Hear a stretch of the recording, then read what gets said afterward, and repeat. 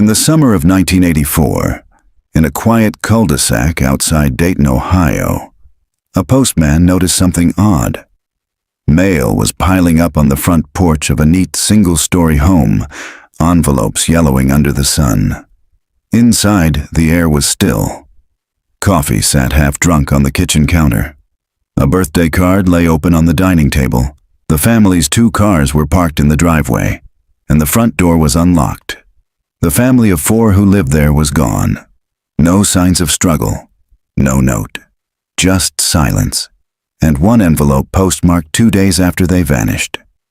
That letter would vanish from police evidence just as suddenly as the family did. And 40 years later, it's the clue that could finally crack the case. Before we start, make sure to subscribe for more deep dive investigations into cold cases, forgotten crimes, and the truths that refuse to stay buried. July 12th, 1984, Tariq, 2186. Birkwood Court, Dayton, Ohio. The morning sun cut hard against the pale siding of the McRae home, turning the dew on the overgrown lawn into a shimmer of white. For the 3rd day in a row, Roy Castor slowed his postal truck in front of the low ranch-style house and frowned. The stack of mail sat exactly where he'd left it yesterday. A neat pile of bills, catalogs, and a single manila envelope without a return address. Wind had curled the corners. A faint ring of moisture marked the topmost envelope, evidence of last night's storm. Roy's job didn't normally involve thinking much about what happened after the mail landed in a box, but 3 days was too long. The McRaes were creatures of habit.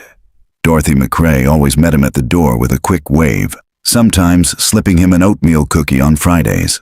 Today, no one came to the door. Again. Roy stepped onto the porch. From here, he could see through the screen door into the dim living room. The shape of a couch, a coffee table stacked with magazines, a floor fan, motionless. He knocked. No answer. The second knock was louder.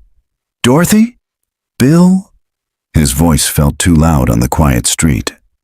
Somewhere down the block, a lawnmower droned. Roy tried the handle on the screen door. It gave easily. The main door behind it was standing ajar by less than an inch. He leaned forward and listened. Nothing. His eyes drifted to the side table in the entryway. A pair of car keys sat there. Beside them, a set of reading glasses, neatly folded. Roy backed away, a knot forming in his gut. He knew what the Postal Service manual said. Uncollected mail may indicate occupant distress. He also knew what he'd read in the paper last spring about a family in Indiana. By the time Dayton PD arrived 20 minutes later, the porch was cordoned with yellow tape. A neighbor stood on the sidewalk, clutching a robe around herself, saying she'd heard voices 2 nights ago. Not arguing, exactly, but urgent. Inside, the house felt wrong. Too still. Coffee cups on the counter held cold, half-drunk liquid. The sink contained 3 plates, all rinsed but not washed. A birthday card, for their youngest son, Drew, lay open on the dining table, signed in 3 different hands. There was no sign of forced entry, no overturned furniture, no blood. Both family cars were in the driveway. The dog, Jasper, was in the laundry room, whimpering, his water bowl bone dry. And on the porch, the top letter in the stack drew the lead detective's attention.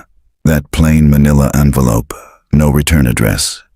Postmarked July 10, 1984. 2 days after the McRaes were last seen. July 9th, 1984. Location, Birkwood Court, Dayton, Ohio. It was the smell that made Edith Wallace stop in the middle of her driveway that Monday morning. Not the rancid stench of something dead, that would have been easier to place, but the heavy, humid stillness that seemed to carry a faint sourness. She'd been stepping out to water her geraniums when it hit her. The sun was just high enough to bleach the asphalt, and the air was thick enough to stick her blouse to her back. Across the street, the McRae house sat in perfect, motionless order. The mailbox door hung open, a stack of envelopes wedged tight inside. The flag was still up, as if someone had meant to send something but changed their mind. She remembered seeing the same envelopes the morning before, and the morning before that. Edith shaded her eyes with one hand. No car in the driveway, curtains drawn. The front steps, swept clean on Friday evening, now bore a fine scatter of dead leaves and the desiccated husks of elm seeds. Something about that house looked paused. She told herself they'd probably gone away for a weekend trip. The McRaes were that kind of family, neat, polite, predictable. Bill worked for a printing company. Dorothy made lemon pound cake for the church socials. Drew, 15, was on the track team. Emily, 12, was all knees and elbows and freckles, always pedaling her bike up and down Birkwood Court until the streetlights blinked on. But 3 days without so much as opening the mailbox? That didn't fit. Edith dragged the garden hose across the yard, the nozzle catching on the edge of the sidewalk. She kept glancing toward the McRae's place. No movement, no sound. Even the screen door, which usually rattled in the breeze, stayed still. By 10 o'clock, she'd watered the flowers twice just to give herself an excuse to linger outside. That was when she saw it, a small white shape stuck in the narrow wedge of shadow beneath their front door. A letter. It must have been pushed through the mail slot and fallen onto the rug, only part of it visible through the gap. She could just make out the curve of a postmark. She almost crossed the street then, but the voice in her head, the one that sounded suspiciously like her mother's, reminded her it wasn't her business. Still, when the mail truck came rolling up the court 15 minutes later, Edith was already halfway down her driveway. The mailman, Frank McHale, was new to the route, maybe in his late 20s, with a baseball cap pulled low over his eyes.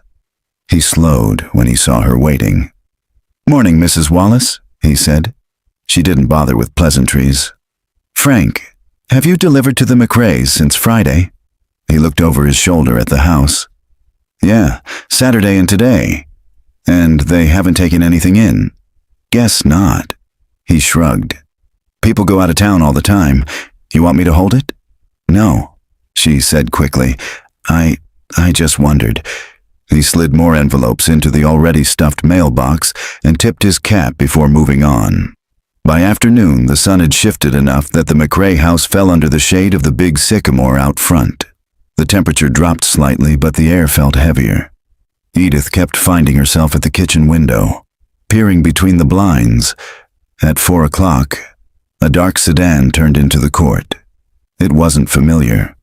The car rolled past slowly, its driver, a man in a pale shirt, glancing at each house before pulling over across from the McRae's driveway. He stayed there for nearly 2 minutes without getting out, then drove off without so much as circling the cul-de-sac. Edith's stomach gave a slow twist. By the time the sun sank behind the trees, the mailbox still yawned open. And in the dimming light, the white edge of that letter still peeked from beneath the McRae's door, untouched. She went to bed telling herself she'd knock on their door first thing in the morning. But when she woke to the sound of a siren wailing faintly in the distance, she knew she'd waited too long. July 10th, 1984. Location, Birkwood Court, Dayton, Ohio. By morning, the street was already shimmering with heat. A thin film of humidity clung to the pavement, making the air feel almost sticky.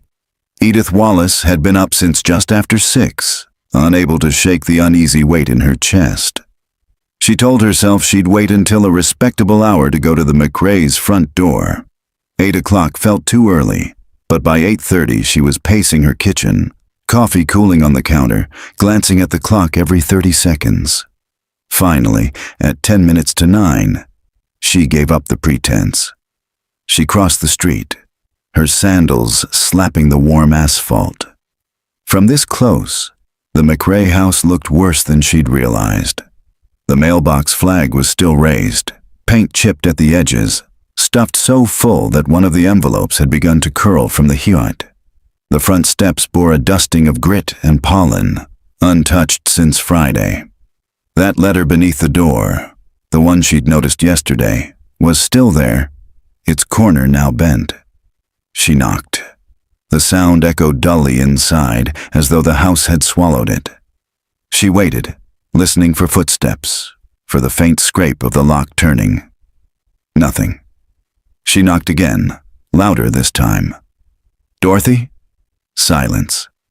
After the third knock, she pressed her ear against the door, straining for any sound. The hum of a fan, the creak of floorboards. The air inside felt still, thick, as if the house were holding its breath. Her hand hovered near the knob. She almost tried it, but something about crossing that line without permission felt wrong. She backed away, glancing toward the driveway, toward the closed garage door. Edith decided to try the back. The gate latch stuck a little, the way wood swells in the summer heat. The yard was just as still as the front. No towels hung on the clothesline, no bicycles leaning against the porch. The garden, which Dorothy tended meticulously, looked thirsty. The petunias drooped in the raised bed, their soil cracked. Edith knocked on the back door. The screen rattled faintly, but no one came. A thin ribbon of unease wound tighter in her chest. She could hear her own breathing, could feel her pulse in her wrists. She crossed back to her own house, the sound of cicadas buzzing in her ears. By mid-morning, she decided she couldn't be the only one noticing. She called Joan Becker 2 doors down. Joan answered on the first ring, her voice low, as if she too had been thinking about the McRaes. "They're not home," Edith said. "I know," Joan replied.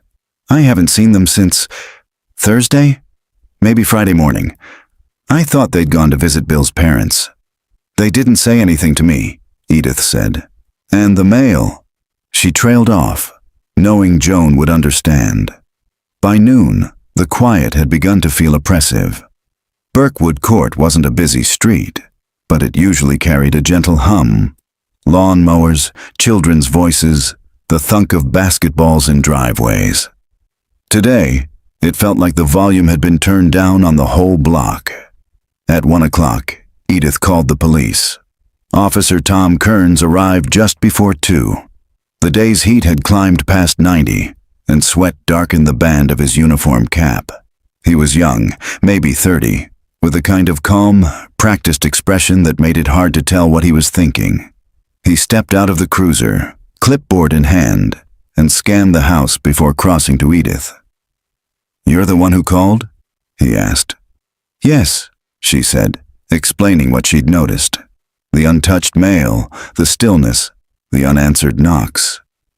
Kearns listened, nodding occasionally, then walked up the McRae's front steps. He knocked, firm, 3 times, and called out, "Dayton Police." Silence. He tried the knob. Locked. He circled the house, checking windows, peering through the glass where curtains didn't quite meet. Edith watched him pause at the back door, lean in slightly, then move on. When he returned, his expression hadn't changed. No sign of forced entry, no sign anyone's been here since whenever they left. "Left?" Edith asked. "You think they went on a trip?" "Could be. Mail piling up happens fast." He glanced back at the house. "Do you know if they have relatives out of town?" "They do," she said. "But Dorothy usually tells someone. She'd never just disappear without saying anything." Kearns scribbled something on his clipboard. "I'll file it, see if we can get in touch with family. If you hear anything, call us." It wasn't the reassurance Edith had hoped for. That night, Edith left her bedroom window cracked, listening for any sound from across the street. She thought she heard something once, a faint creak, like a door easing shut. But when she looked out, the McRae house sat in perfect darkness, every window blind drawn. The letter beneath the door was still there in the morning. July 11th, 1984. Location: Birkwood Court, Dayton, Ohio. By dawn, a thin fog had drifted in from the river, clinging low along the quiet streets of the neighborhood. Edith was up again before sunrise, the blue light filtering through her kitchen blinds. She sat at the table, staring out toward the McRae's front porch, her untouched toast cooling on a plate. The letter was still there. Now its edges had curled further, and the ink on the address was beginning to blur from the damp air. Around 7, she saw movement 2 houses down. Joan Becker stepping out in her robe, newspaper tucked under her arm. Edith met her halfway up the sidewalk. "Anything?" Joan asked before Edith could even speak. "No," Edith said. "Not a sound." They both stood for a moment, staring at the McRae house. The stillness felt heavy, the way a room feels just after someone leaves, except no one had walked out that front door in days. Joan shifted uneasily. "Maybe we should check again. Together." Edith hesitated, then nodded. Crossing the lawn felt different in the morning mist, softer somehow, though the air carried a faint metallic tang. Edith knocked again, and again there was nothing. Joan stepped up beside her, pressing her face briefly to the front window before shaking her head. "Curtains are closed tight," Joan murmured. They moved to the side of the house. The grass along the foundation was wet, and Edith could feel the chill through her sandals.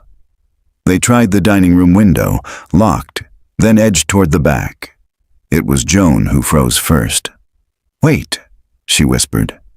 Edith followed her gaze. The upstairs hallway window, just above the back porch roof, had one blind slat tilted slightly open. Behind it, something shifted. For a heartbeat, Edith thought she'd imagined it. Then she saw it. The faintest movement, like someone stepping back into shadow. "Did you see?" she began, but Joan cut her off. "I did." They stood there, neither willing to call out. Finally, Joan found her voice. "We should call Officer Kearns again." By the time Kearns arrived, the fog had burned off, leaving the air thick with heat.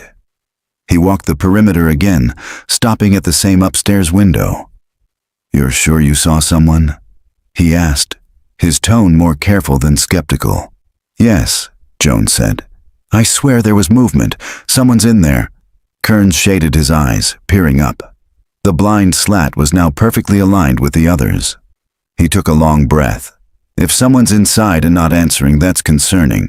But without probable cause, he trailed off, clearly weighing his words. Edith stepped forward. What if they can't answer? That seemed to give him pause. He radioed in, his voice clipped. "Possible welfare check, Birkwood Court address." It took another 20 minutes for a second cruiser to pull up. The officers spoke briefly. Then one retrieved a slim metal tool from the trunk. Edith's stomach knotted as she watched him work the front lock. When the door finally swung inward, a wave of warm, stale air rolled out. The kind of heat that builds behind closed windows. Kearns stepped inside first, calling out, "Dayton Police." His voice echoed strangely in the stillness. Edith couldn't see much from the porch, only the dark line of the hallway and a faint glint from a picture frame on the wall. After a moment, Kearns reappeared. "We'll need you to stay outside, ma'am." The 2 officers moved deeper into the house. Edith strained to hear. The muffled sound of footsteps, a door opening, then another, and then silence. Minutes later, Kearns emerged again, his expression unreadable. "House is empty, no sign of the McRaes." Edith stared at him. "Empty? That's impossible. We saw—" "I checked every room," he said. "No one's here, but—" He hesitated, glancing back inside. "You might want to know there's a pot on the stove, burned down to nothing, like someone was cooking and just stopped." Joan's hand went to her mouth. Kearns continued. "And there's a television on upstairs. Static. Might have been running for days." Something cold threaded through Edith's spine. "And the mail?" "Still stacked inside the door," he said. Looks like no one's touched it since last week. By late afternoon, the block was humming with speculation. Neighbors lingered on porches, voices low, eyes flicking toward the McRae's darkened windows. Some thought they'd left in a hurry, maybe for a family emergency.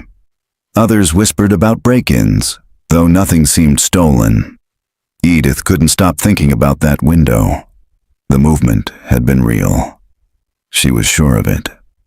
When night fell, she sat again by her bedroom window, the McRae's house framed in the glow of the street lamp. The blinds in the upstairs hallway were still perfectly aligned, except now, one slat hung slightly askew. It felt like the house was watching her back. July 14th, 1984. Location: Burkwood Court, Dayton, Ohio. The police had come and gone twice more since that first entry, each time leaving the McRae house locked and silent. To the neighbors, it was becoming less of an incident and more of an ache. The kind you feel when something is wrong, but no one can name it out loud. By Saturday morning, Edith was walking her dog past the house when she noticed the blinds upstairs had shifted again. Not much, just enough that a sliver of morning light spilled through. She told herself it could be nothing, heat swelling the frame, a draft from an open vent, but her pace slowed all the same. Halfway down the block, she saw a city truck pull up in front of the McRae's driveway. Two men in uniforms climbed out, one carrying a clipboard. They stood there a moment, glancing toward the porch, then back at the house numbers as if to make sure they were in the right place. Edith crossed the street. "Something going on?" she asked. The man with the clipboard nodded politely. "Gas company. Got a call to check the meter. Routine, but nobody answered when we knocked, so we'll probably leave a notice." He walked to the side of the house, disappearing behind the hedges. Edith lingered by the porch steps.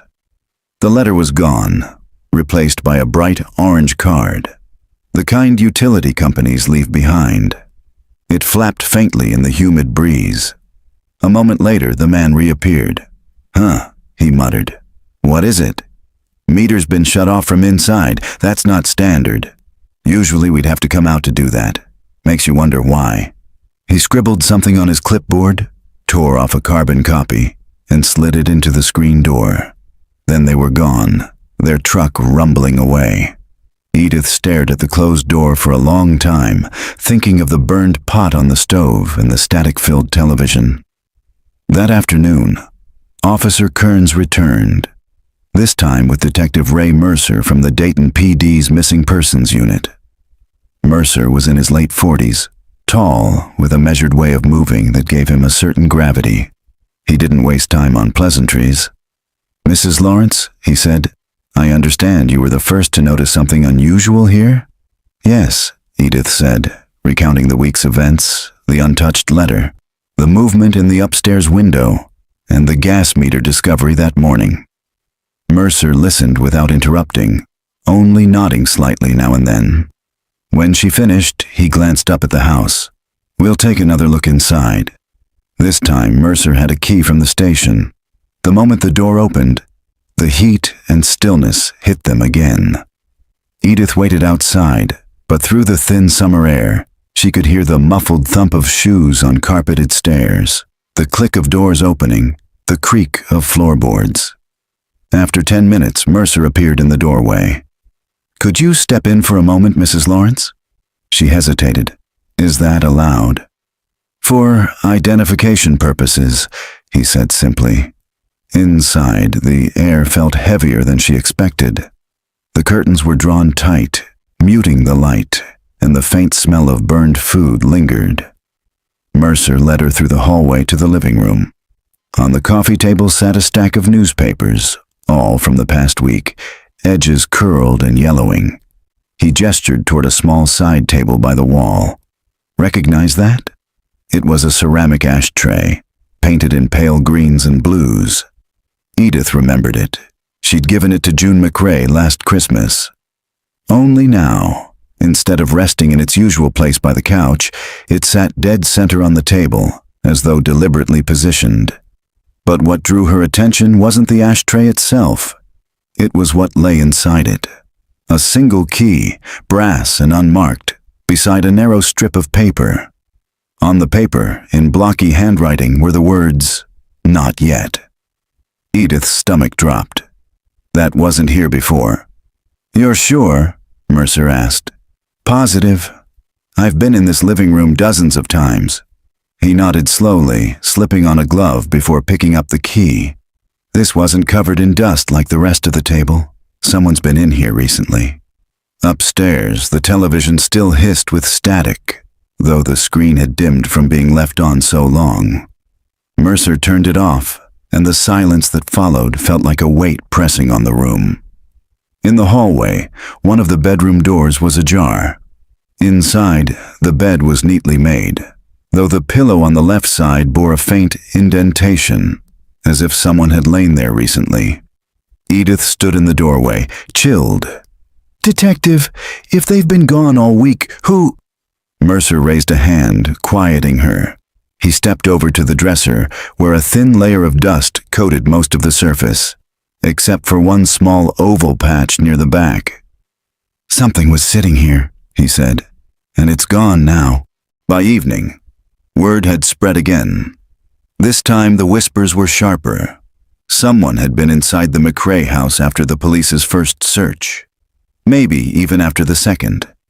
Edith sat by her front window as the sun slipped low, the blinds casting thin shadows across her lap. She couldn't shake the feeling of being observed. At one point, as dusk deepened, she thought she saw a faint glow behind the upstairs blinds, not the steady light of a lamp, but the quick flicker of movement across a window pane. She blinked, and it was gone. July 15th, 1984. Location, Dayton, Ohio.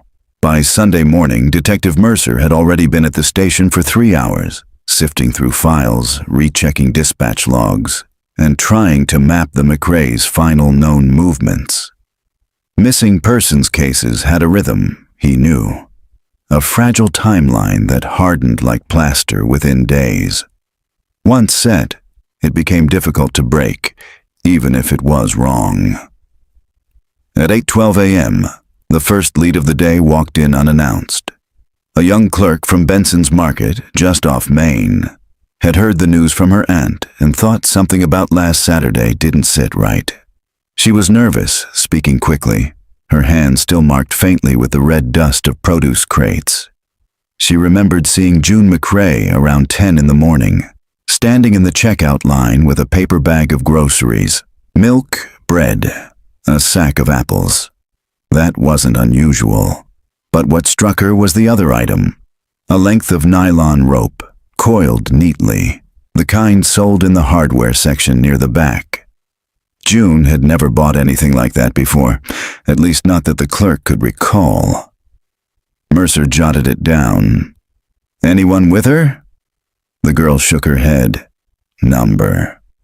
And she seemed, I don't know, like she was distracted, kept looking toward the door. When asked if she remembered what June paid with, the clerk hesitated. "Cash," which is odd. She usually wrote checks. "I know because I've rung her up before." Mercer thanked her, asked her to write a brief statement, and made a note to request the store's register tape from that day. By midday, Mercer was back on Birkwood Court. Edith Lawrence was watering her front garden, her posture stiff as she watched him approach. "I have a question," he said. "Did you or anyone you know see the McRae's station wagon after last Saturday?" Edith pursed her lips. "Not after that morning. It was in the driveway around 8. By the afternoon, I can't say." Mercer glanced toward the driveway. The car was still gone. If it had been driven away last Saturday, someone had managed to keep it off every main road for over a week. That afternoon, Mercer visited Benson's Market. The manager, a stout man with thinning hair, led him to the back office and produced a roll of narrow registered tape. The date read July 7th. At 10:03 a.m., there it was. Milk, bread, apples, rope. $7.42, cash. "What about the hardware section?" Mercer asked. The manager frowned. "No cameras back there, Detective. We've been meaning to install them." Mercer pocketed a photocopy of the receipt.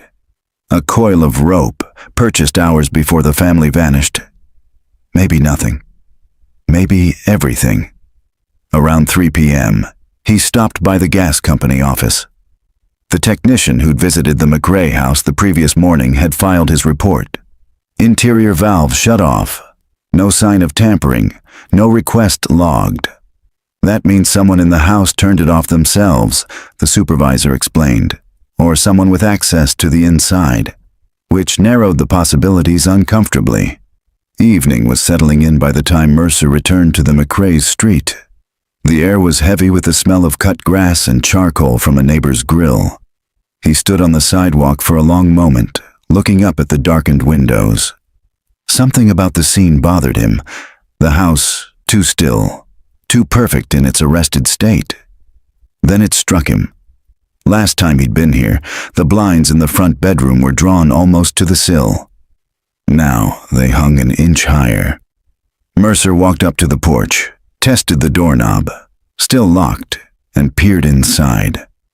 Nothing moved, but the shift in the blinds meant one of two things.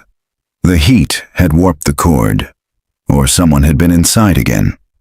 He made a decision. Tonight, they'd post a plainclothes officer across the street. Just before midnight, a light rain began to fall, turning the street lamp halos into soft smears of gold. The stakeout car sat in darkness at the far corner, engine off. Inside, Officer Delaney watched the McRae house through binoculars, sipping burnt coffee from a paper cup. At 1:14 a.m., movement flickered behind the upstairs curtain. A shadow crossed once, then again, slower this time, deliberate, as if testing the edge of sight. Delaney reached for his radio, but before he keyed the mic, the curtain shifted wider. The gap was narrow, but enough to see that the room beyond was lit by something faint and greenish, like the glow of a clock or a small television screen. Then, the shadow was gone. By the time Mercer arrived 20 minutes later, the house was still again, its windows black. No sign of forced entry, no response to knocking. But when they circled to the back, they found the latch on the kitchen window was undone. July 16th, 1984. Location: Dayton, Ohio. The rain had stopped just before dawn, leaving the street washed clean, the asphalt still slick and dark. The stakeout car idled at the corner, its headlights off, while Mercer stood at the edge of the McRae's backyard, looking at the unlatched kitchen window. "Window was closed earlier?" Mercer asked quietly. Delaney nodded. "Checked it myself yesterday evening. It was locked." Mercer put on gloves, sliding the pane upward with a faint creak. The smell inside was faint but distinct, stale air with a thread of something sour, like fruit beginning to rot.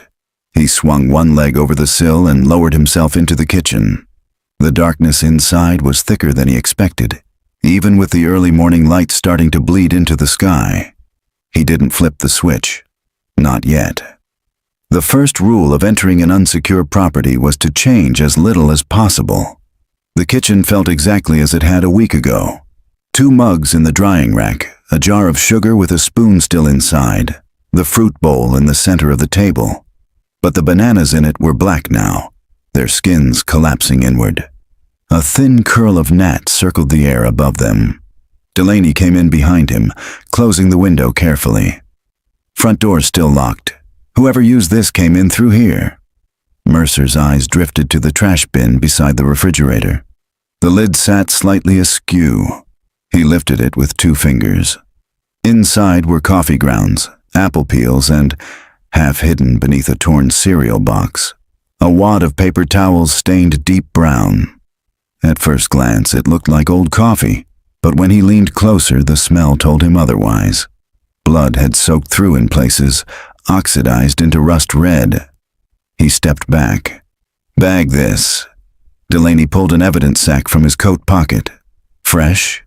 "Too dark to be fresh, but it's not a week old either." Mercer's mind was already running through possibilities. If the towels were newer than the last confirmed sighting, someone had been in this house days after the McRaes supposedly vanished. They moved slowly through the rooms, their flashlights tracing arcs across wallpaper, furniture, family photographs. In the living room, Mercer noticed a thin line of dust on the coffee table. Except for one spot near the center, a perfect oval where something had been recently moved. "Anything missing?" Delaney asked. "Not sure. Could have been a vase, maybe a photo frame." Mercer knelt, running a gloved fingertip along the dust ridge. Whatever had sat there was gone, taken deliberately. The hallway to the stairs was narrower than it looked from outside. At the foot of the steps, Mercer paused. "You said you saw a light upstairs last night." Delaney nodded. "Green glow, like a TV or clock." They ascended slowly. The boards gave the occasional faint pop, the kind a house made when it hadn't been walked in for days. The first door on the left was a bedroom. It looked like it belonged to the youngest boy, based on the baseball posters and the pile of toy cars near the wall. The air was stuffier here, as if the window hadn't been opened in months. Mercer's flashlight passed over the desk. A stack of schoolwork sheets sat beneath a cracked snow globe. The top sheet was a drawing, a stick-figure family, with the father drawn much larger than the others. It was the date in the corner that caught his attention, July 8th. The day after June McRae was seen at Benson's Market. Mercer stared at it for a long moment. This wasn't here last week. 2 doors down was the master bedroom. The bed was made, but the coverlet had a faint depression, like someone had sat there recently. On the dresser, the alarm clock blinked 12:00. Power outage or unplugged, impossible to say. Mercer crouched to check the outlets along the baseboard. One of them was empty, a plug lying on the floor as if yanked loose. He lifted it. The cord was attached to a small portable television. "Green glow," Mercer murmured. Delaney's voice was quiet. "So they were in here last night." The last door at the end of the hallway was closed. Mercer tried the knob. Locked. He knocked once, quietly, listening. No answer. He glanced at Delaney, then braced his shoulder and gave it a sharp shove. The latch splintered. The room beyond was dark, except for the faint slice of daylight through a high window. It was empty except for a folding chair in the center and a small cardboard box against the far wall. Mercer approached the box and lifted the flaps. Inside were photographs, dozens of them, unsorted. He pulled one out. It showed the McRae family in front of their house, smiling stiffly at the camera. But when he flipped it over, the back was marked in black ink. July 12th, 1984. 4 days after they'd supposedly vanished. They collected the box, sealed the window latch, and left through the front door this time, locking it behind them. In the growing light, Mercer stood at the edge of the porch, scanning the quiet street. He'd been in homicide long enough to know when the ground beneath a case was shifting. This wasn't a disappearance frozen in time. It was still in motion, and whoever had been inside the McRae house wasn't just revisiting the past. They were altering it. July 16th, 1984. Location, Dayton, Ohio. By mid-morning, Mercer was back in the station's small evidence review room, the cardboard box from the McRae house sitting on the table between him and Delaney. The blinds were half closed against the glare, slicing the sunlight into narrow bands across the photographs spread out before them. They started in silence. The photos were all glossy 4x6 prints, some still smelling faintly of developer. Most had the same washed-out color tones. Skin too pink, grass too yellow. The signature of a cheap corner store lab. The first dozen were harmless enough. The McRaes in their yard, the boys riding bikes, June hanging laundry on the line. But it was the dates scrawled on the backs that made Mercer's stomach tighten. July 9th, July 10th, July 11th. Each one was after the day they were supposedly last seen. Halfway through the stack, Mercer found the first one that didn't sit right. It showed the family at their kitchen table, eating breakfast. The father, Henry, was halfway through a laugh, his fork suspended mid-air. One of the boys was leaning toward the camera, mouth open in a word or shout. But the angle was wrong. The picture was taken from a height above the fridge, as though someone had climbed onto the counter to snap it. Delaney frowned. No way that's a self-timer. Not unless they were doing acrobatics to set it. Mercer turned it over. July 12th. He slid it aside and kept going. Another image showed June sitting in the living room, reading a magazine. The curtain behind her was pulled back just enough to show it was night outside, the porch light casting a pale circle. The photo had a sharpness the others didn't, like it had been taken with a better camera. Mercer studied June's expression. She was smiling faintly, but her eyes weren't on the page. They were angled slightly to the left, toward whoever held the camera. As the pile dwindled, Mercer began to notice a pattern. In at least 8 of the photos, the framing suggested the photographer was standing partially hidden, behind a doorway, peering around furniture, or above the subject's eye line. They weren't candid family snapshots. They were observations. When he'd reached the last envelope in the box, he hesitated. The photos inside were darker, grainier, shot in low light. The first showed the McRae boys asleep in their beds. The next showed June, standing at the kitchen sink at night, staring out the window into the black yard. But the final photo stopped him cold. It was taken in the same bedroom as the boy's earlier picture, but one of the beds was empty. The older boy, Eric, was gone. The younger, Matthew, was curled under the blanket. The photo was dated July 14th, 2 days ago. Delaney let out a low breath. If that's right, they were in that house while we were watching it. Mercer leaned back, rubbing his eyes. The evidence shifted the timeline into something far more dangerous. This wasn't a family that had vanished in one night. This was a family being kept somewhere, maybe even in their own home, while someone decided what to do with them. He kept thinking of the blood-stained paper towels in the kitchen trash. Someone had been hurt, but not enough to stop the rest of the routine: meals, reading, sleeping. The phone on the wall rang. Delaney answered, then covered the receiver with his palm. "For you." Lab Mercer took the call. The tech's voice was flat, but with a current of urgency. "We ran quick prints on the photo backs and the box. Got partials from multiple people. Some match the McRaes, no surprise. But we've got one unknown, male, adult. No match in state records." Mercer glanced at the photographs still on the table.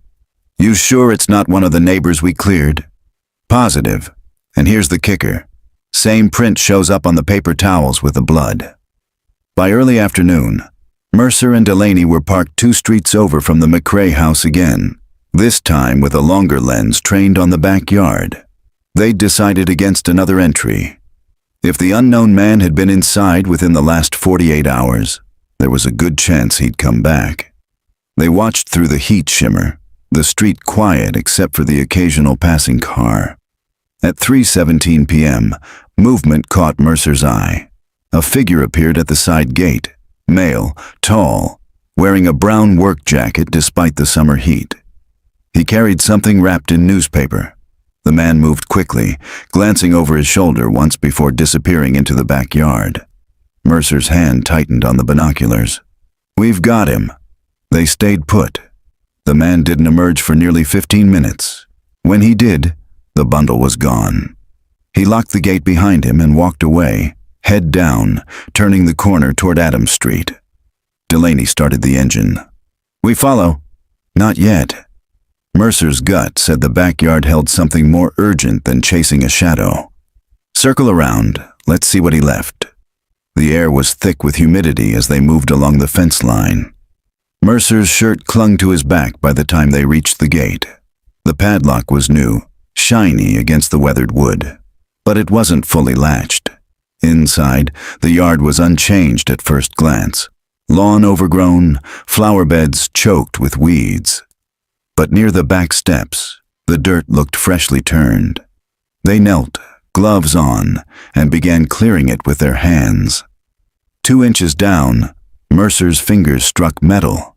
It was a biscuit tin, the kind used for sewing supplies. He lifted it free, dirt sifting through the seams. Inside were more photographs. These were different, darker still. Some were taken from such close range that the subjects' faces filled the frame. In one, Henry McRae's mouth was taped shut, his eyes wide. In another, June was sitting on the floor of a small, unfamiliar room, her hands bound in front of her. The last photo showed all 4 McRaes together, Henry, June, and the 2 boys, sitting against a wall painted deep green. Each of them stared directly into the lens. None of them smiled. The date on the back was July 15th. Yesterday. They sealed the tin, their movements faster now. Whatever this was, it was no longer a cold case in slow motion. It was active, unfolding in real time, and someone was documenting it like a project. Mercer glanced toward the street where the stranger had vanished minutes earlier. "We're not watching for someone to come back anymore," he said. "We're hunting him before tomorrow." The air felt heavier as they left, the late-day sun sharp on the back of their necks.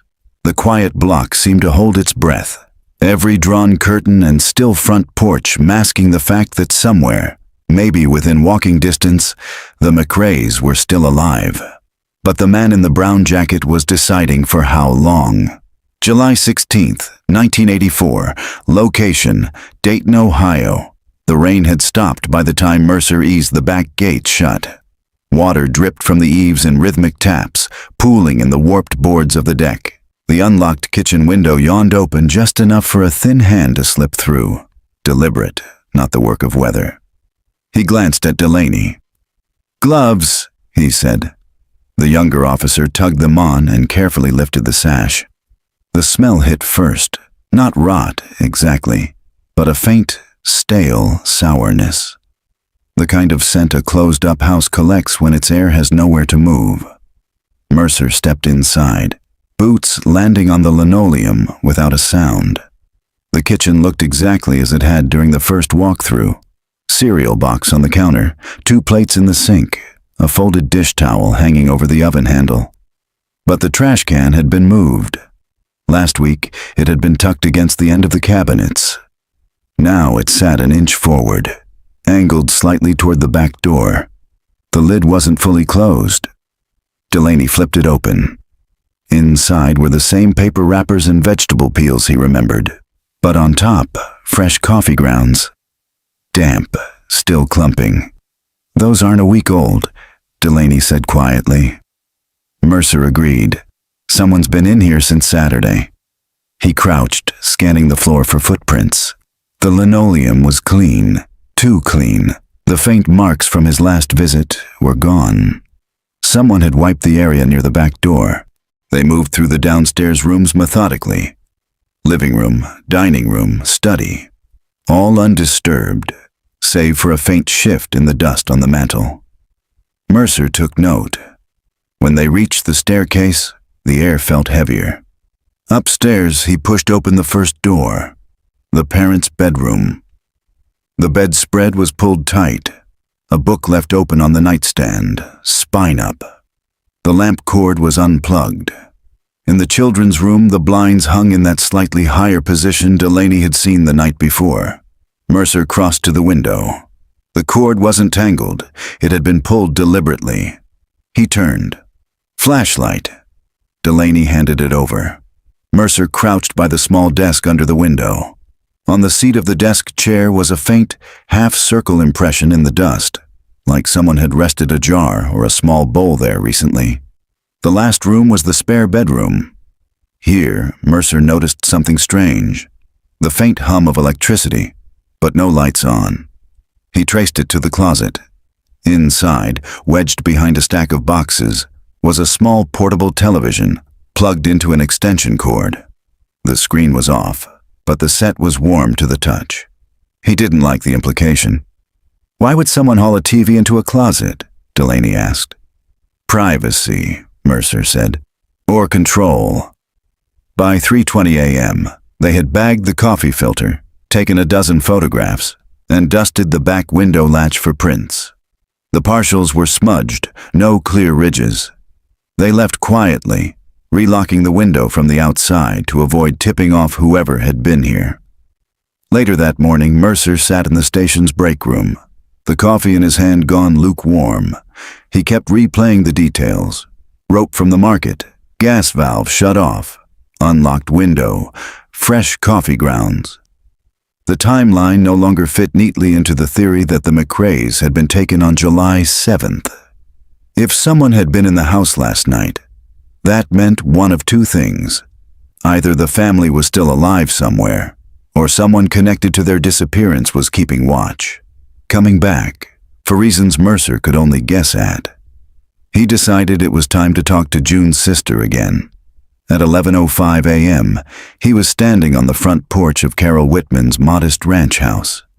She looked tired, her eyes rimmed red. "I told you everything I know," she said, but her tone wavered. "Humor me," Mercer said. "When was the last time you spoke to your sister?" Carol thought for a moment.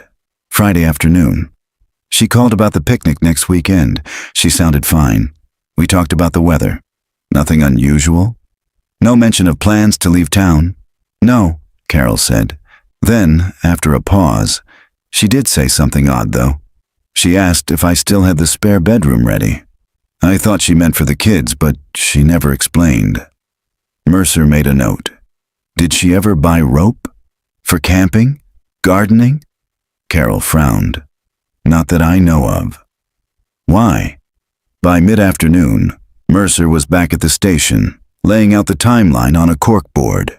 Friday, call to Carol. Saturday morning, rope purchased, gas valve turned off. Sometime after that, family vanishes. Sunday night, unknown person enters house, makes coffee, adjusts blinds, uses TV in closet. He stepped back. The pattern was there, faint but forming. Someone returning to the scene, keeping the space in a strange suspended animation. What gnawed at him most was the unlocked window. It wasn't just a point of entry. It was an invitation. That night he made the call to set a second stakeout.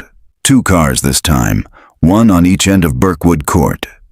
If someone came back, Mercer planned to be the one waiting in the dark. July 17th, 1984. Location, Dayton, Ohio. The neighborhood was asleep by midnight. Porch lights winked off one by one, and the steady hum of cicadas swelled in the warm night air. Mercer sat low in the driver's seat, a styrofoam cup of black coffee balanced in his palm, eyes fixed on the corner of Birkwood Court. The McRae house sat dark, its windows like unblinking eyes. Across the cul-de-sac, Officer Delaney was parked in an unmarked sedan, reading by the weak glow of the dashboard light. They had worked out a signal.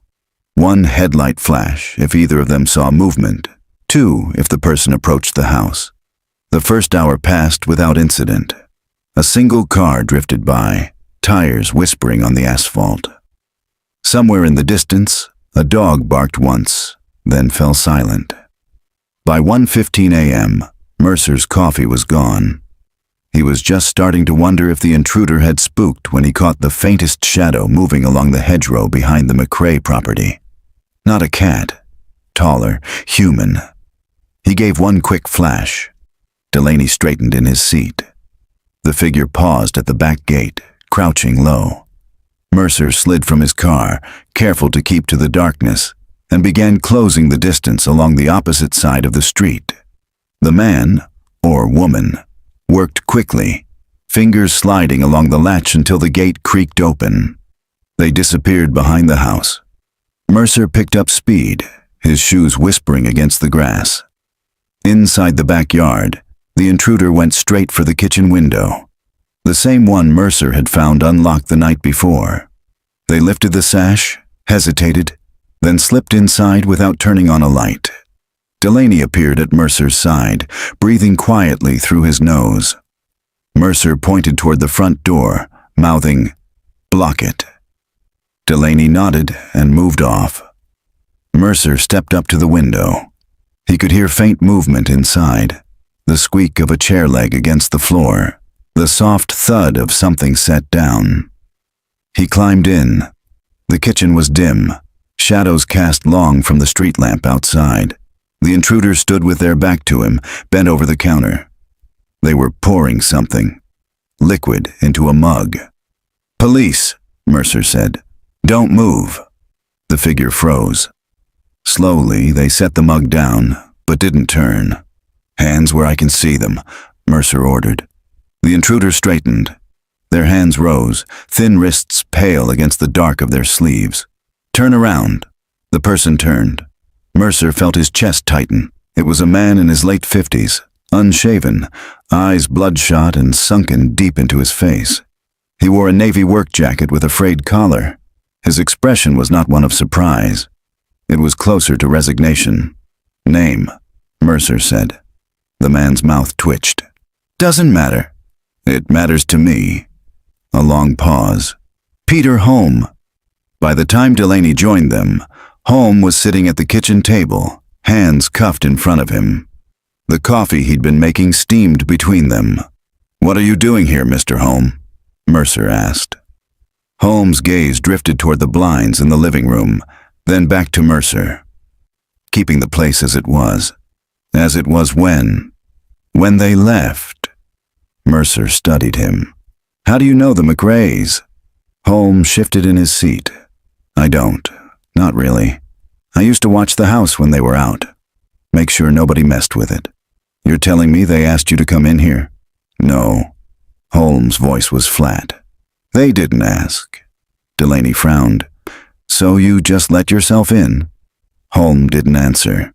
At the station, they ran Holm's name. He had a record: trespassing, petty theft, and one arrest in '78 for stalking a neighbor. Never did time for that one. Charges were dropped. Mercer sat across from him in the interview too, tape recorder running. "You've been in this house before," Mercer said. "How many times?" Holm scratched the side of his neck. 3, 4. "When was the first time?" "A few days after they were gone." "How did you know they were gone?" Holm looked him in the eye for the first time. "Because I saw them leave." The words hung in the air.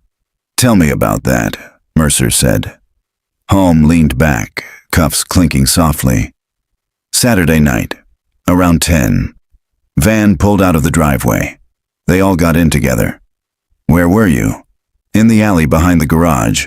I was watching." Mercer kept his voice level. "Why were you watching?" Holm shrugged. "Habit. I watch a lot of houses." "What happened next?" "They didn't come back. Couple days later, I saw a man I didn't recognize go inside. He stayed a while, then left.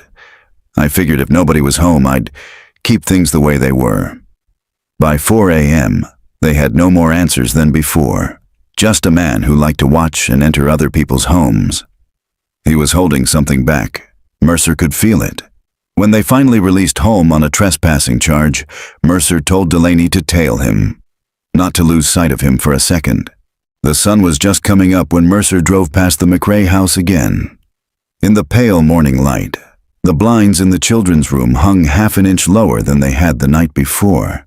Someone, Holm or someone else, had moved them again. And the worst part was, it didn't feel like a message to him. It felt like a message to someone who wasn't there. July 18th, 1984. Location, Dayton, Ohio. The humidity settled heavy over the city by late afternoon, turning the air thick enough to feel on the skin. Delaney had been parked 2 blocks from Holm's boarding house since mid-morning. Engine off, windows cracked. He'd been watching Holm through a pair of binoculars, the man sitting in a dim upstairs room with the curtains half drawn. Holm wasn't doing much. Sipping coffee, reading the paper, occasionally glancing toward the street like a man waiting for someone. It was the stillness that put Delaney on edge. Men who were harmless didn't watch like that. Shortly before 6, Holm stood, tossed the paper aside, and left. He carried nothing but a worn canvas satchel slung over one shoulder. Delaney waited until he was half a block ahead before starting the car. Holmes' route was slow, meandering, past the corner store, through an alley that smelled faintly of spoiled produce from the dumpster behind it, then across Birkwood Court. He didn't approach the McRae house directly. Instead, he cut behind the property, slipping into the narrow space between the garage and the neighbor's fence. Delaney stayed back, pretending to light a cigarette, watching as Holmes crouched low and peered into the kitchen window. Holmes didn't go in. Not this time. He stayed there perfectly still for almost 2 full minutes before backing away. Then he crossed the yard into the shadows of the hedgerow. That's when Delaney saw her.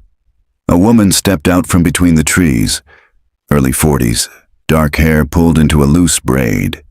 She wore a pale yellow dress and moved with the kind of ease that came from knowing you weren't supposed to be noticed. Holmes turned toward her like he'd been expecting her.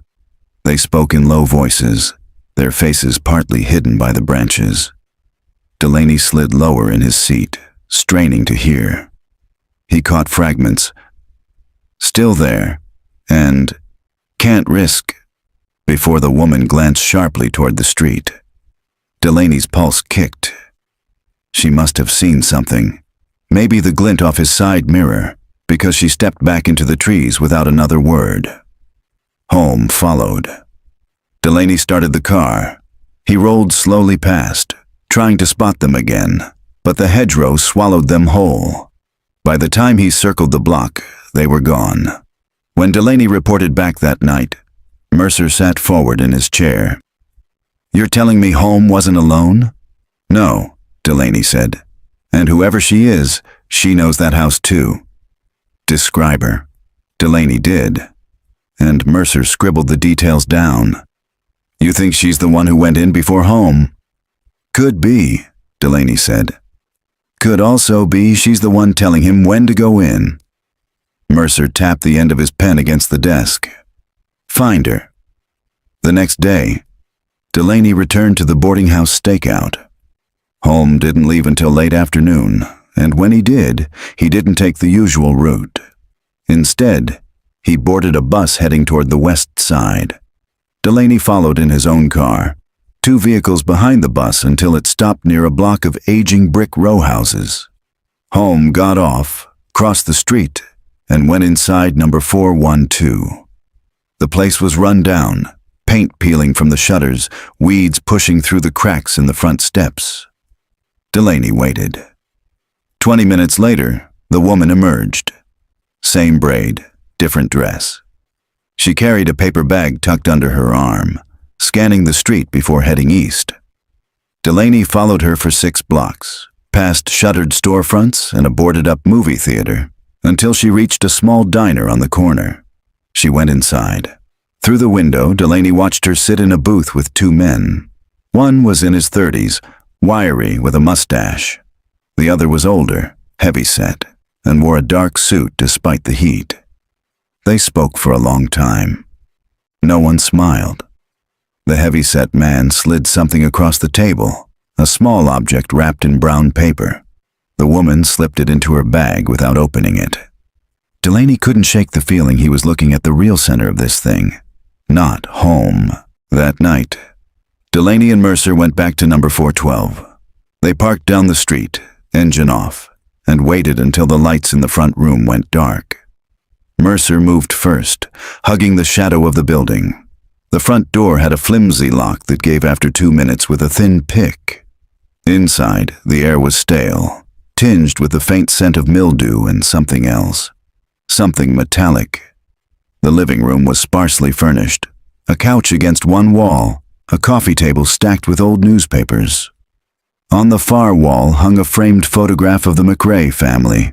It was the same photo Mercer had seen on their missing persons file. They didn't have long.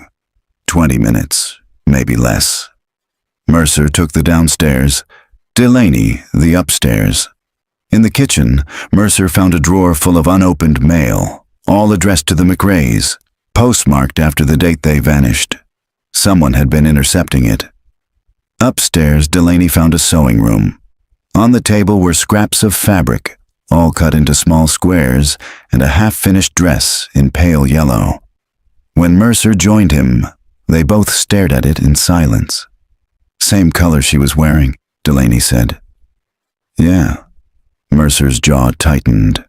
"She's keeping something of theirs. Maybe more than something." They were almost to the front door when a sound froze them in place. The creak of a step on the porch. Mercer killed the light. Both men pressed flat against the wall. The door opened. A figure stepped inside, silhouetted against the faint streetlight. It wasn't Holm. It wasn't the woman. It was the heavy-set man from the diner. He paused in the doorway like he could smell them there. Mercer's hand went to his holster. The man shut the door, bolted it, and walked toward the kitchen. Mercer signaled Delaney toward the back exit. They slipped out the rear, down the steps, and into the alley before the man ever knew they were there. But Mercer knew one thing now. Holm wasn't just some drifter with bad habits. He was part of a chain. And the woman in yellow? She wasn't just an accomplice. She was the link they'd have to break to get to the truth. July 21st, 1984. Location, Dayton, Ohio. The next 3 days moved like heat through asphalt. Slow, heavy, pressing down on every thought. Mercer kept his distance from Holm, knowing now that the real current was running through the woman. They didn't know her name. The boarding house ledger listed no female occupants, and Holm's own room had no trace of anyone else. But she moved through the neighborhood like a shadow with its own map. Delaney had started calling her Pale Yellow. The name stuck, partly because she wore that same color often, partly because there was something washed out about her presence, like she'd been standing in the sun too long, fading into whatever space she occupied. On Saturday afternoon, Mercer spotted her leaving number 412 again. This time she carried no bag, just a folded piece of paper in one hand.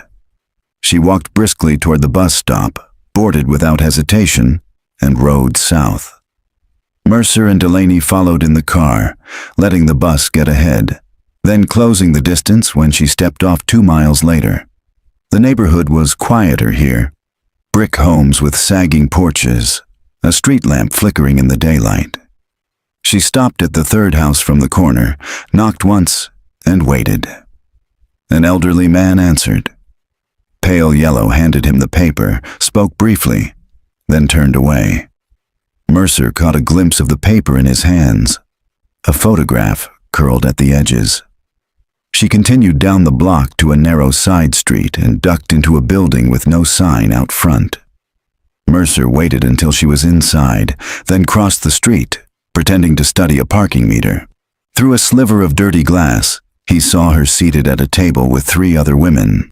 It looked like a sewing circle, thread, fabric scraps, teacups, but there was a tension in the way they leaned close, speaking in low tones, passing small objects beneath the table.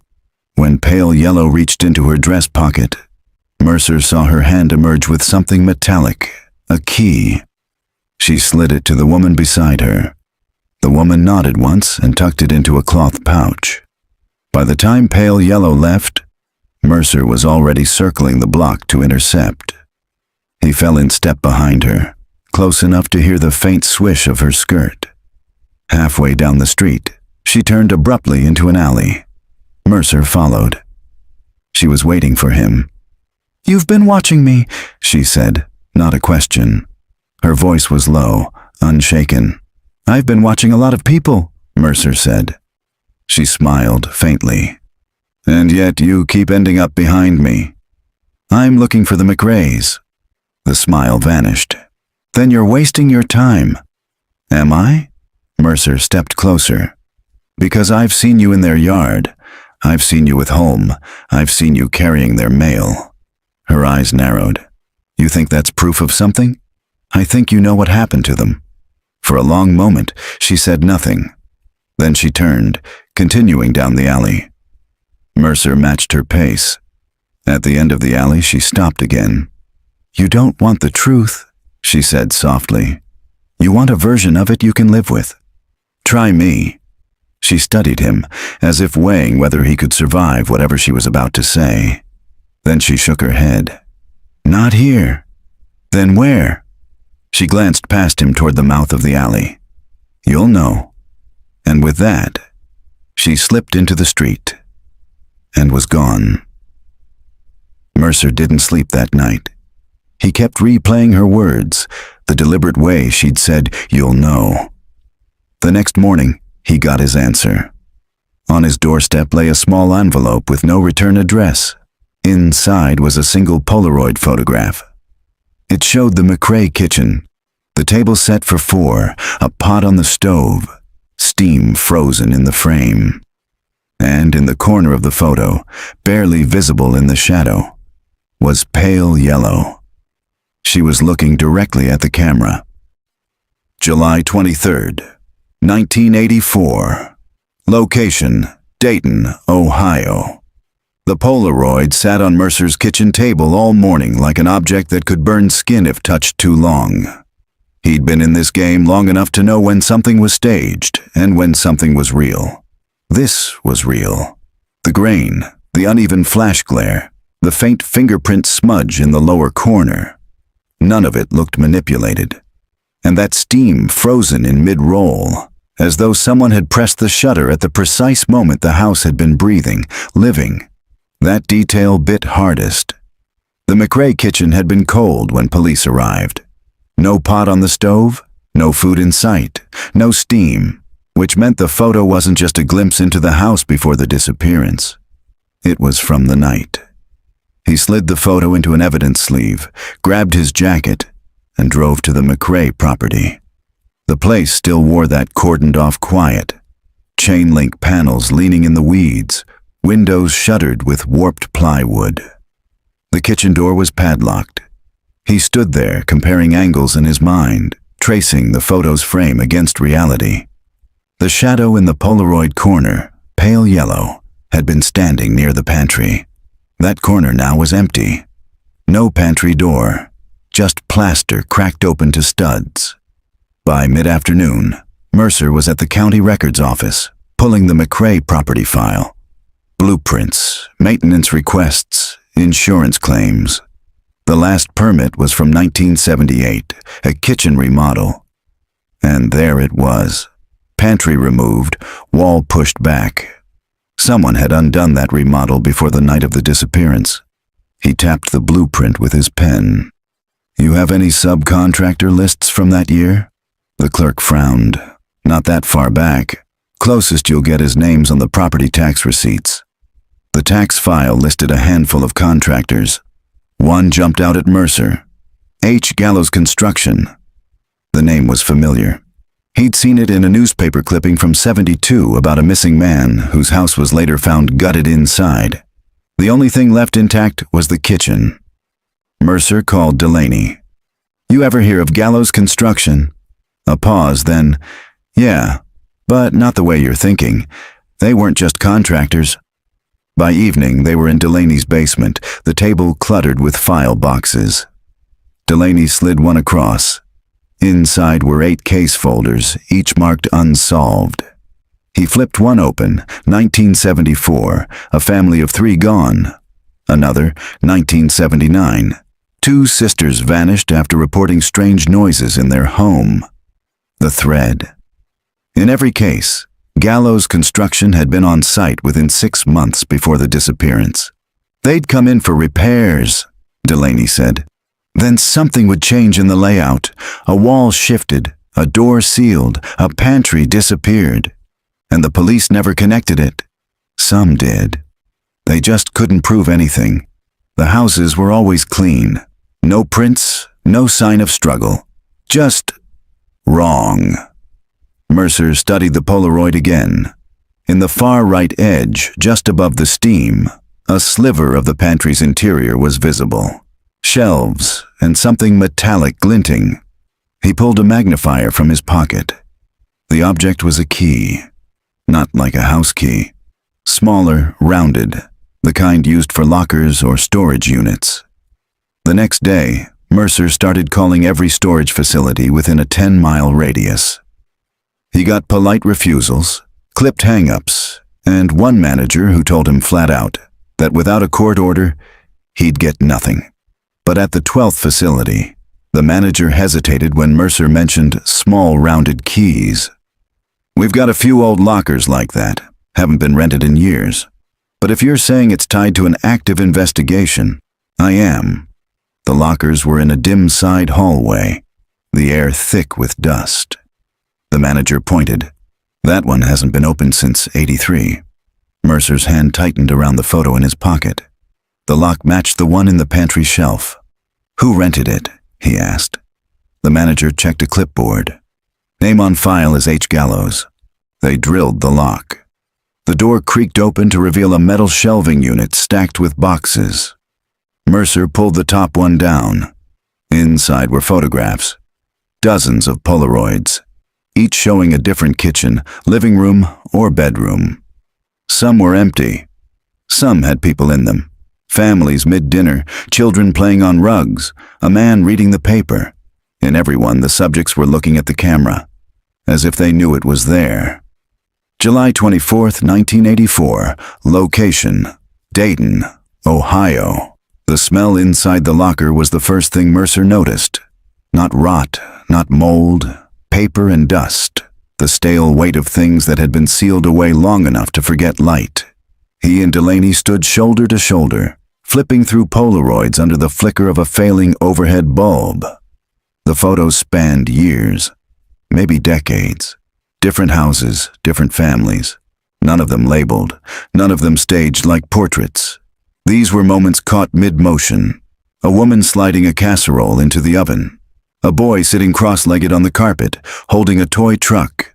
A teenage girl laughing with her mouth open, eyes darting toward the edge of the frame. And always, that faint, centered focus on the background rather than the people. By the third box, the pattern began to warp. Mercer pulled one out and froze. The kitchen was sleek, modern, not a trace of the '70s wood paneling or linoleum floors they'd seen so far. White tile, brushed steel appliances, recessed lighting. "This isn't from the same era," he said. Delaney leaned in. "You're telling me that's future?" Mercer nodded. "Or at least later. You see that brand of fridge? Didn't exist until this year. But the file on Gallows goes back to the '60s. They stared at the photo. 2 children were in the frame, a boy and a girl, neither older than 8. Both were barefoot, their faces half turned toward something just outside view. They found more like it. A living room with furniture Mercer had only seen in catalog previews. A kitchen island with granite, something unheard of in middle-class Dayton homes. A sliding glass door opening to a yard where the grass ended abruptly in bare dirt. "These places," Delaney said slowly, "they might not even have been built yet." The idea lodged like a splinter in Mercer's mind. Gallows wasn't just photographing families in their homes. He was documenting places, some before they were finished. Late afternoon sunlight sliced through the storage facility's high windows when Mercer found the photo that stopped him cold. The McRae family. All 4 of them. They were sitting at their kitchen table, steam rising from bowls of soup, hands resting flat against the tablecloth. The photo was dated in faded ink along the bottom. March 18th, 1983, 9:04 p.m. The official report said the McRaes were last seen March 18th, sometime after 8:30. Delaney's voice was tight. "This was taken less than an hour before they disappeared." Mercer flipped it over. Nothing on the back, except a faint grease smudge, like someone's thumbprint. "Get this to the lab," he said. They worked through the last box. One photo in particular made Mercer's pulse hitch. It was of a narrow hallway with pale yellow walls. On the left, a closed door. On the right, a mirror reflecting a man's arm. The cuff of a work shirt, a watch. Mercer recognized the watch. He'd seen it in an old missing persons flyer from '75. A man named Ronald Adkins, last seen wearing it the night his family vanished. By early evening, they had 112 photographs spread across Delaney's basement table. "We need to map them," Mercer said. "See where these houses are, or were Delaney's side. You know, some of them will be gone, torn down, rebuilt. Then we find the ones still standing." The first match was easy, a house on Lawndale Avenue. They drove there the next morning. The current owner, a middle-aged woman in a sun hat, peered at the photo in Mercer's hand. "This is my kitchen," she said slowly. "But that table isn't mine, and I don't know those people." "When was the kitchen remodeled?" She shrugged. "We moved in 1986. It was like this then." "Why?" Mercer didn't answer. His eyes were on the far wall, where a faint rectangular outline marred the paint. The same spot in the photo where a door had once been. That night, back in his apartment, Mercer pinned the photographs to his wall in clusters. McRae's at the center. Around them, other families. Further out, the modern houses. In between, he began to see a sequence. A progression of styles, layouts, and building methods. It was like Gallows had been moving forward through time, photographing each home as it changed hands, changed shape, and sometimes before it even existed. July 28th, 1984. Location, Kettering, Ohio. The address wasn't written anywhere. It came from the angle of a driveway, the curve of a cul-de-sac, and the shape of a street lamp barely visible in the corner of one of the Gallows photographs. Delaney found it first, tracing her finger along a folded street map, flipping between the photo and her notes. "This is it," she said finally. Meadowlark Court. Mercer stared at the photograph again. The gleaming white kitchen with the granite island, the sliding door to the unfinished yard, the two barefoot children looking off frame. He'd been holding it for days, not letting it out of his sight. "Let's go." By late morning, the cul-de-sac lay under a heat haze. 7 houses, all facing inward, their driveways curling toward the street like bent fingers. Mercer parked 2 houses down from the one in the photograph. It looked exactly the same. White siding, black shutters, the same slope of roof. The yard, though, was full now. Green grass and a row of hedges where the bare dirt had been in the picture. A plastic tricycle sat on the front walk. The woman who answered the door had a baby on her hip. She was young, maybe 30, with wary eyes. "Can I help you?" she asked. Mercer held up his badge. "Detective Mercer, this is Officer Delaney. Sorry to bother you, but we're conducting follow-up on an old missing persons case. May we ask you a few questions about the history of your house?" Her grip on the baby shifted. "We bought it in '81, from the builder directly. We're the first owners." Delaney glanced at Mercer. "Ma'am, do you recognize these children?" She held up the photograph. The woman's brow furrowed. "That's this kitchen." "Yes, but I've never seen them before, and that's not our table, or our chairs." "When do you think this picture was taken?" Mercer asked. "I couldn't say. We moved in before the yard was done, so the dirt outside, that's right. But who took this?" Inside, the kitchen was a perfect match to the photo. Mercer's gaze swept the room, the counter, the island, the sliding door, before landing on a faint line in the paint above the baseboard near the pantry. "What's that?" "Oh, that's just where we had some water damage years ago. Plumber had to cut into the wall. Mind if we look?" She hesitated, then nodded. The cutout was small, patched over neatly. Mercer knelt, running his fingers along the seam. He took out his knife, pried at the edge. The section of drywall came loose with a brittle snap. Inside the gap, in the dust and insulation, was a square of folded paper. He eased it out. It was a Polaroid. The same children from the kitchen photo. But this time, they were sitting cross-legged on the bare floor, their hands in their laps, eyes fixed on the camera. Behind them, visible through the doorway, was the shape of a man's arm, a work shirt, a watch. The same watch Mercer had seen in the old Ronald Adkins case file. They took the photo outside. Delaney's voice was tight. Ronald Adkins vanished with his wife and son in '75. That boy, she pointed at the Polaroid, isn't his son, which means Gallows, Mercer said. Delaney shook her head. Or someone who learned from him. That night, Mercer spread the photographs out again in his apartment.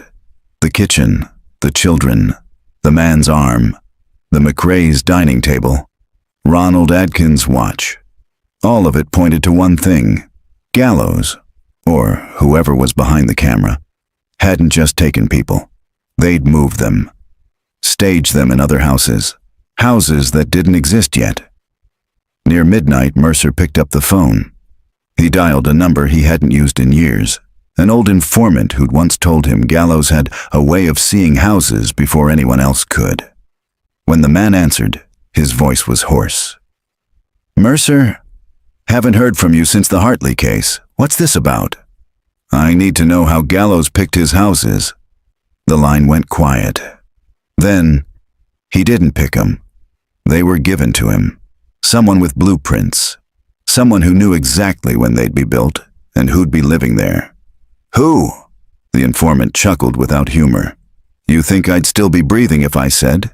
You start looking in the planning office records. You'll see the same name over and over, same developer, same street layouts. Gallows was just the delivery boy." 2 days later, Mercer was in the county records office. Delaney flipped through file folders, scanning building permits. "Here," she said, sliding one over. "Meadowlark Court, same developer.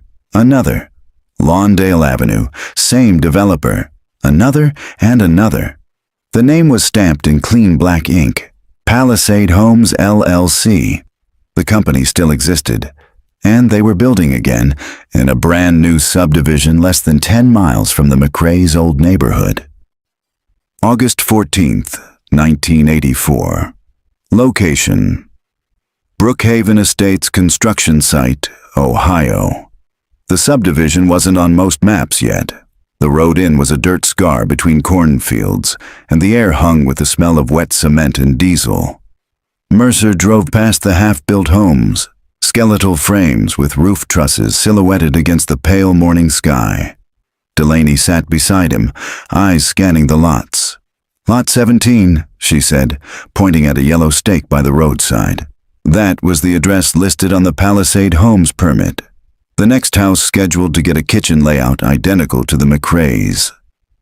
They parked at the edge of the cul-de-sac. The foundation was poured, the walls framed up to shoulder height. A portable generator sat silent in the dirt. No one was around. Mercer stepped through what would be the front door. The wooden frame creaked underfoot. He walked to where the kitchen would be, boards marking the space where the island would stand. Delaney trailed behind, her hand brushing one of the studs. "He wouldn't be here now," she murmured. "He comes after the drywall, before the owners move in." "I know," Mercer said, but his eyes kept roaming the site. In the far corner of the foundation was a rectangle of dirt, darker than the rest, the future pantry. Mercer crouched. The soil looked freshly turned, not compacted like the rest of the pad. He took out his folding spade and started to dig. The first thing he hit was wood, not a beam, a small box, maybe 2 feet long. He lifted it out and brushed away the dirt. It was a carpenter's toolbox, the kind with a sliding lid. Inside were Polaroids, dozens of them. Some were like the kitchen photos, empty rooms staged with borrowed furniture. Others were more disturbing. Children sitting stiffly on bare floors, women standing with their arms crossed, eyes turned away from the camera. And in every photo, somewhere in the frame, there was an object Mercer recognized from a different house. It was like a thread running through every scene. Delaney's hand hovered over the stack. These are all in Palisade houses," Mercer nodded. "Which means Gallows didn't just have access, he had the run of them." They bagged the box and carried it back to the car. By the time they reached the county sheriff's office, the daylight had turned harsh, bleaching the streets. The photos were laid out on a long table in the evidence room, each one marked and catalogued. Detectives came and went, some shaking their heads, others swearing under their breath. A crime analyst traced the houses in the photos to a master list of Palisade builds between 1974 and 1983. Of the 62 houses, 14 had connections to unsolved missing persons cases. But there was one that stopped Mercer cold. A 1977 build on Weston Drive, the last known address of a man named Ronald Adkins. Adkins, his wife, and his son had never been reported missing officially. Neighbors said they'd moved away suddenly. The mortgage was paid off in cash before the sale. In the Palisade House file, there was a pre-construction photo of a kitchen identical to Meadowlark Court, with Adkins' son sitting at the island, a school lunchbox open in front of him. And behind him, in the blurred reflection of the oven door, was the man they had been chasing for years, Gallows. The photo was enough for a warrant, but Gallows was already gone. The only trace was a trailer found in a rural storage lot, its interior gutted except for a single chair bolted to the floor and a Polaroid camera on the seat. The McRae case was closed, at least on paper. The official record said the family had likely been abducted in the window between Sunday evening and Monday morning. Their bodies were never found. Off the record, Mercer knew they'd been moved through at least 2 Palisade houses before disappearing for good. The houses had been the cages, the photos, the trophies. Years later, Brookhaven Estates was finished. Families moved in. Lawns grew. The street names were cheerful: Willow Run, Sunnybrook, Dogwood Lane. Mercer drove through once, in an unmarked car. The houses looked the same as any other subdivision, but he couldn't look at them without seeing the empty rooms first, before the furniture, before the laughter, before anyone called them home. Just drywall and silence. On his way out, he passed Lot 17. A minivan sat in the driveway. 2 children played in the yard, chasing each other through the sprinklers. Their mother stood at the kitchen window watching them. From the street, Mercer could see the granite island behind her. The same island, the same sliding door, the same place where a photograph had been taken years before. A photograph no one in that house would ever see.